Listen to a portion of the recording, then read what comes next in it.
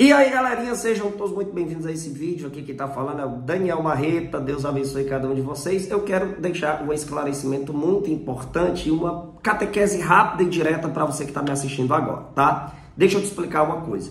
Ultimamente, nós temos presenciado muitas pessoas dizendo assim: católicos e evangélicos não deviam discutir, né? Porque devemos ser unidos contra o comunismo, contra as ideologias e etc e tal. De fato, nós podemos ter esta união de combater, por exemplo, o aborto, de combater, por exemplo, a criminalidade, as drogas. Nós podemos ter esta união para combater as ideologias. Eu concordo plenamente com isso. Mas, meus irmãos, é impossível ter uma união perfeita entre católicos e evangélicos, que se dizem evangélicos, ou seja, protestantes, uma união plena entre os católicos e os protestantes. Por quê? É muito simples. Existem, de fato, situações que a gente pode se unir, como eu posso também me unir a um ateu, por exemplo, para combater o aborto. O cara não acredita em Deus, mas se ele pode contribuir no combate contra o aborto, beleza. Mas isso não quer dizer que nós somos obrigados a estar unidos em tudo, né? Com os protestantes, com os ateus, com os espíritas e etc. Lógico que vai ter um momento que vai ter um conflito argumentativo em alguns assuntos.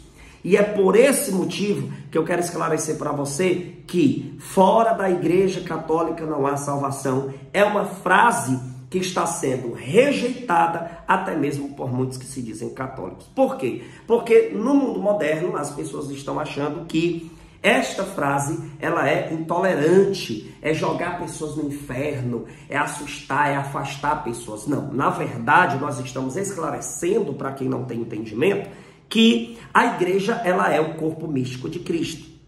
Isso é uma verdade que está na própria Sagrada Escritura, em 1 Coríntios capítulo 12, a partir do versículo 12, vai mostrar claramente Paulo dizendo que a igreja é o corpo místico de Cristo. Ora, por que Paulo faz essa comparação? Porque esse foi o melhor exemplo, né? Essa foi a melhor maneira que o Espírito Santo, né, encontrou para nos explicar como funciona a questão da igreja, ser o corpo místico de Cristo. Por quê? Veja só o seu corpo, ele trabalha todo em unidade, tem uma cabeça, né, tem os seus membros, enfim, trabalha em unidade. Se eu pego esse dedinho aqui que você está vendo e eu arranco do meu corpo, o que é que vai acontecer com ele? Ele vai apodrecer, ele vai morrer, ele não vai mais ter unidade com todo o meu corpo. Então eu arranco, ele apodrece. Assim também é na realidade espiritual. Quando eu saio da igreja, eu estou saindo de Cristo.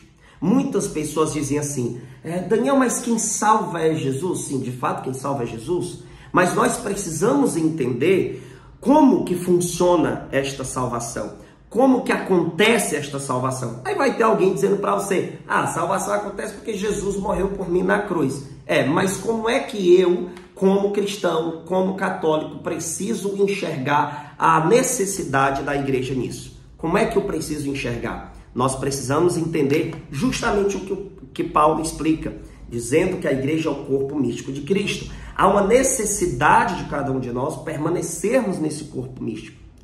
Porque se eu me desligo dele, me desligo de Cristo, que é o cabeça. Assim como se eu arrancar esse dedo, ele se desliga de todo o funcionamento do meu corpo e ele vai apodrecer. É por esse motivo que o católico diz: fora da igreja não há salvação. Esta frase, ela cabe perfeitamente também em dizer: fora de Cristo não há salvação. Fora da igreja não há salvação, não é algo diferente disso.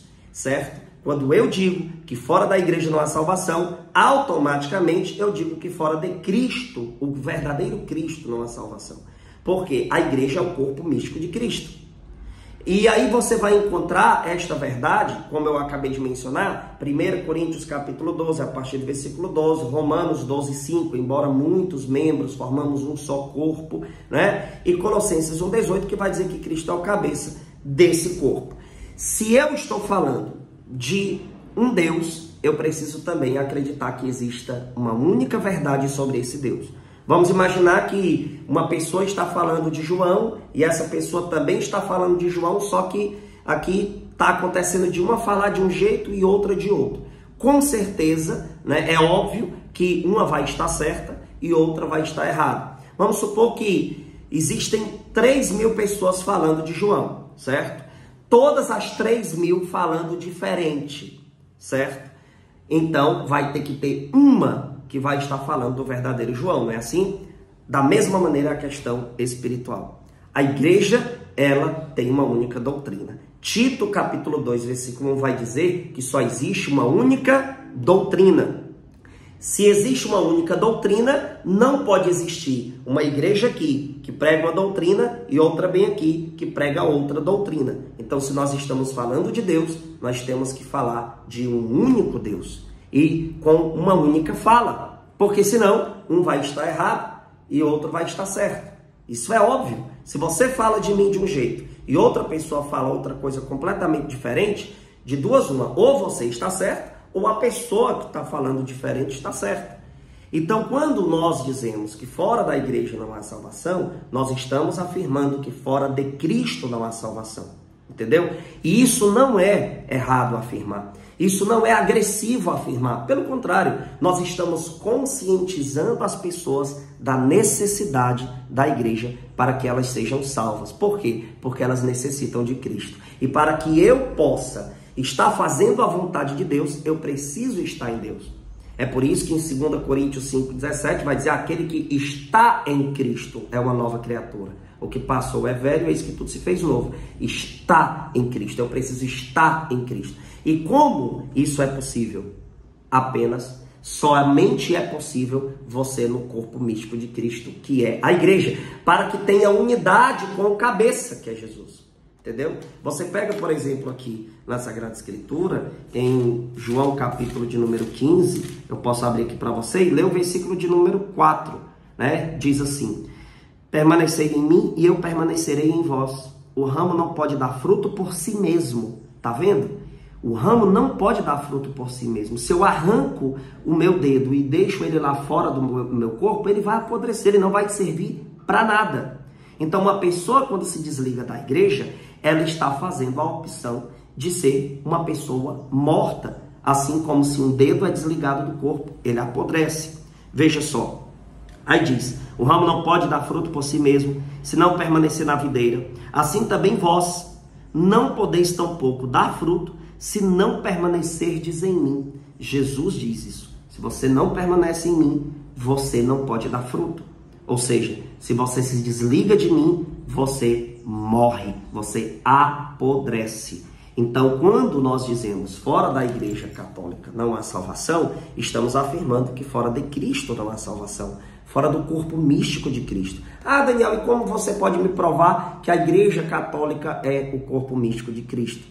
Lógico que tem que ser a igreja católica, pois ela foi a única fundada por Jesus Cristo. Todas as outras você encontra nos livros de história quem foi o fundador. Os protestantes ainda se aventuram, né, em dizer que foi Constantino que fundou a igreja. Mentira, eles nunca conseguiram provar isso. Isso é apenas uma falácia para tentar distorcer a realidade. Então, meus irmãos, quando nós dizemos fora da igreja católica não há salvação, estamos automaticamente dizendo que fora de Cristo não há salvação e temos o objetivo de conscientizar as pessoas dessa verdade. Não se trata aqui de odiar protestantes, não. Se trata, entenda uma coisa é o combater o protestante, outra coisa é o combater o protestantismo.